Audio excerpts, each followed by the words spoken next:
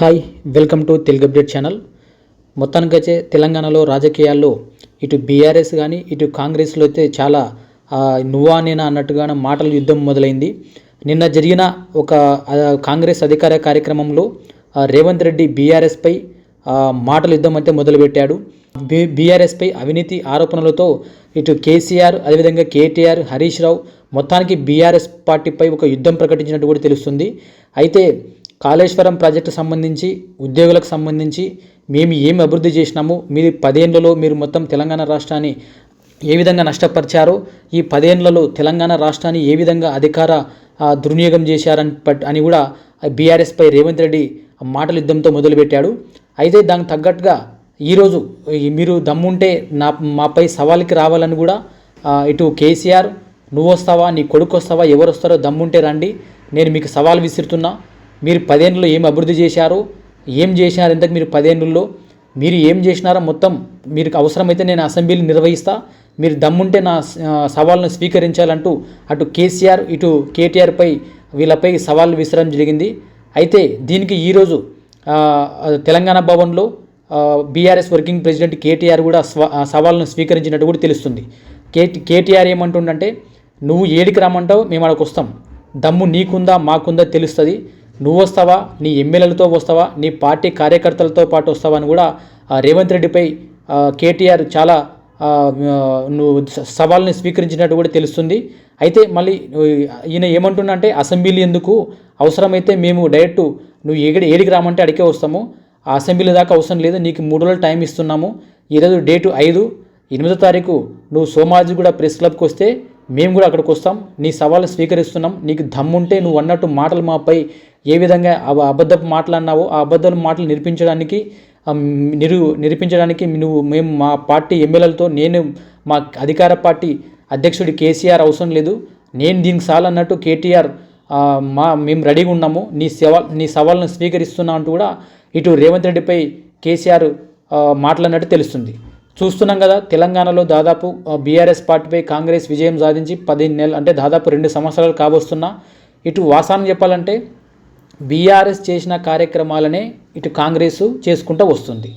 ఫ్లైఓవర్ల విషయానికి సంబంధించి చూసుకోండి, ఇప్పుడు దాదాపు బీఆర్ఎస్ తర్వాత వీళ్ళు కూడా ఒక 3-4 ఫ్లైఓవర్లు ఓపెన్ చేశారు.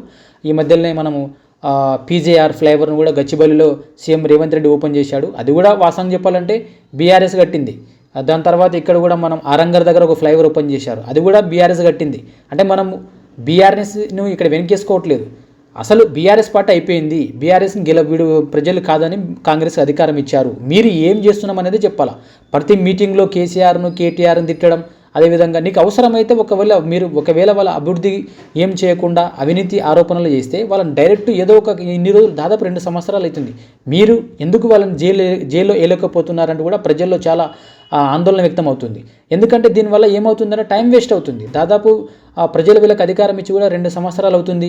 ఎక్కడ వీళ్ళు చేసింది మాత్రం ఒక ఫ్రీ బస్సు తప్ప ఏది కూడా అంతంత మాత్రమే చేసినారు. అంటే సీఎం రేవంత్ రెడ్డి ఏమంటున్నంటే, మేము దాదాపు 60,000 ఉద్యోగాలు ఇచ్చామంటున్నారు. అంటే దీనికి వీళ్ళేమంటున్నారు, 60,000 ఉద్యోగాలు మేమే దాదాపు 50,000 ఉద్యోగాలు ఇచ్చాం, మీరు కాలు ఇచ్చింది 8 నుంచి 10,000 మాత్రమే, మేము ఇచ్చిన నోటిఫికేషన్లు మేము ఇచ్చిన ఎగ్జామ్స్ని మీరు కండక్ట్ చేసిన తర్వాత మీరు కాలి వాళ్ళకి సర్టిఫికెట్లు ఇచ్చారు అని కూడా ఇటు కాంగ్రెస్ పార్టీపై వీళ్ళు బీఆర్ఎస్ పార్టీ వాళ్ళు అయితే మాట్లాడడం జరుగుతుంది. చూడాలి మరి తెలంగాణలో రాబోయే రోజుల్లో మళ్ళీ ఎవరిపై ఎత్తుకి పై ఎత్తులేస్తారు. అదేవిధంగా కాంగ్రెస్ బీఆర్ఎస్ మాటల యుద్ధం మొదలుపెట్టింది, కాకపోతే మాటలతో సరిది పెట్టుకుంటుందా, లేకపోతే కేసీఆర్ను లేదా కేటీఆర్ను జైలే వేసే అవకాశం ఉందా అని కూడా ప్రజల్లో చాలా ఆందోళన అయితే వ్యక్తమవుతుంది. వీళ్ళ అభివృద్ధిపై దృష్టి పెట్టి ప్రజలకు కావాల్సినవి ఏంటివి వనరులు కానీ, మీరు బీఆర్ఎస్పై ఏమేమి చెప్పారు, మీరు చెప్పిన 6 గ్యారంటీలు కానీ, బీఆర్ఎస్ చేయకుండా ఉండవలసిన పనులు మేము చేసినామని వీళ్ళు ఆ పనులు చేస్తే రాబోయే రోజుల్లో మళ్ళీ బీఆర్ఎస్ పట్టం కడతారా, లేదా కాంగ్రెస్ పట్టం కడతారా, లేదా బీజేపీకి పట్టం కడతారా అనేది చూడాలి. మరి thanks for watching Telugu update channel. నేను సవాలు విసురుతున్నా, అది ఢిల్లీలో ఉండే మోడీ అయినా సరే, గల్లీలో ఉండే కేడీ అయినా సరే, చర్చ పెడతాం. పార్లమెంటులోనా అసెంబ్లీలోనా రైతు రాజ్యం ఎవరు తెచ్చిండ్రు, రైతులకు అండగా నిలబడ్డది ఎవరో తేల్చుకుందాం. రాండి చర్చలకు.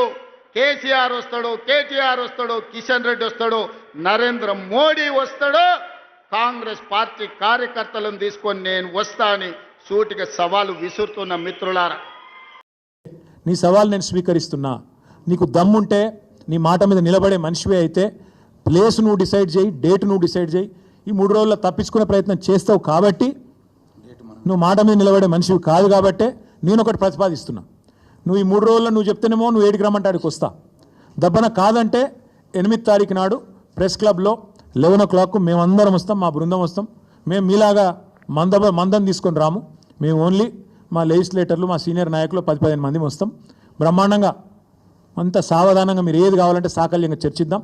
మేమేం చేసినాం, మీరేం చేస్తుండ్రు, ఎవరెవరిని మోసం చేస్తాండ్రు, నువ్వు వస్తావా ఇంకెవరిని పంపుతావా, నీ ఇష్టం. నువ్వే రావాలని నేను డిమాండ్ చేస్తున్నాను. ఎందుకంటే దూత్ కా దూత్ పానీ కా పానీ కావాలంటే మాత్రం నువ్వే సవాల్ చేసినావు, రా అని. నీ సవాల్ స్వీకరిస్తున్నాం, రా అని చెప్పి విజ్ఞప్తి చేస్తున్నాం. మీకు కూడా ధన్యవాదాలు. తప్పకుండా మీరు కూడా రావాలని నేను కోరుతా ఉన్నా.